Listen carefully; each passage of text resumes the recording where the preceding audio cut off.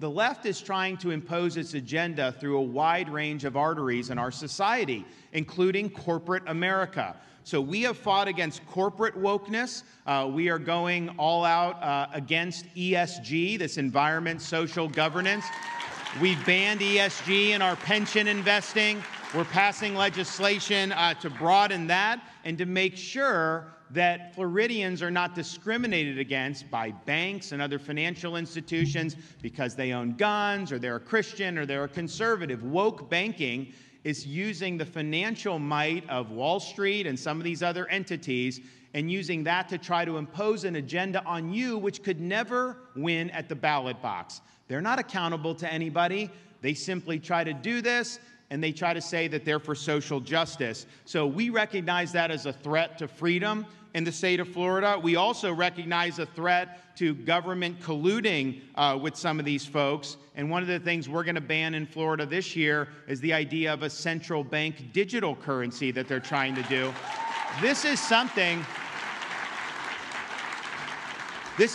where they want the Fed to control a digital dollar.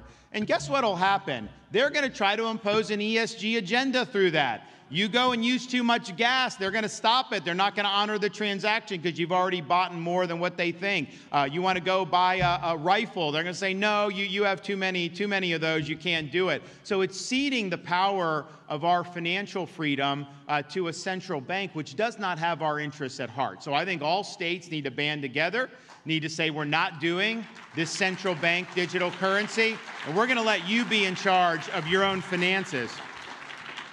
But what we've seen, whether it's education, whether it's the bureaucracy, whether it's corporate America, is there is a left-wing agenda that is being imposed on our society. And in Florida, we've just said no. We said we recognize this as a threat across the board, and we pledge to fight the woke in the schools. We pledge to fight the woke in the corporations. We pledge to fight the woke in the halls of the legislature. Florida will never, ever surrender to the woke mob because our state is where woke goes to die.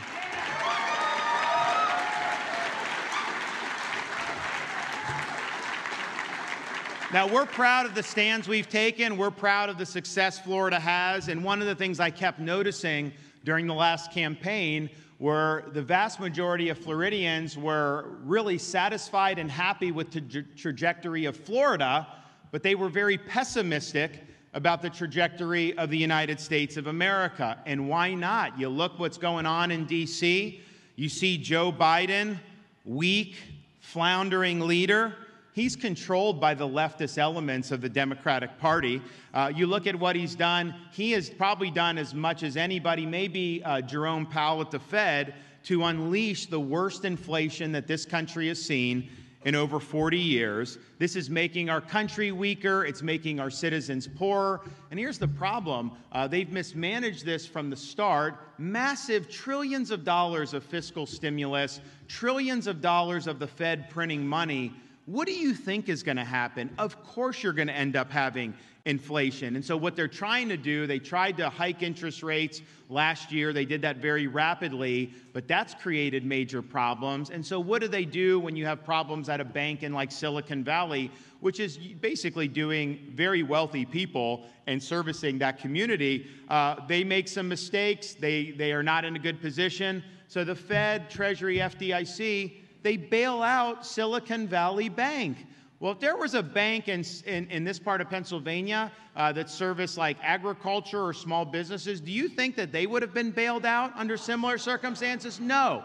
So what they're trying to do with their policies is make all of us deal with the harm, but the elites get insulated from their decisions. And so they've now pumped another $400 billion back into the economy. That is going to increase inflation. And so we've got some look, I'm happy with Florida's economy. We're clicking, but all these other things that are coming on the top with the inflation, the interest rates, and all the regulation, it's causing big problems. And I think, unfortunately, there's likely to be stormy days ahead. Part of the reason is Biden's waged war on our own domestic energy production. We have resources here in this country that we need to be using and using to the hilt. It's an issue of national security in addition to the economy. His fecklessness with the border, I think, has been an absolute disgrace. You have people that are dying by the tens of thousands in our country because of fentanyl overdose. You have criminal aliens that are pouring into the country. And forget about even the bad stuff, just the sheer number of having millions and millions of people that we don't know who these people are, dumped into communities all across America. What does that do for social services, education, criminal justice, all these things? It creates huge burdens, and he's basically just turned a blind eye to all of that. It's been a massive dereliction of duty. And of course, he sits atop an unaccountable administrative state. This is an administrative state that is not answering to the American public. They don't serve the interests of we, the American people. They loom over the people, and they impose their will on the people. You know, Ronald Reagan used to say the most frightening words in the English language were, "I'm from the government and I'm here to help." And when he said that, he was identifying the problems with kind of the Great Society run amok, some of the things that happened in the 60s and 70s. He was right about that. I think the difference between his time and our time is, yes, the bureaucracy still does all those things, but the bureaucracy has become weaponized against people that the elites don't like.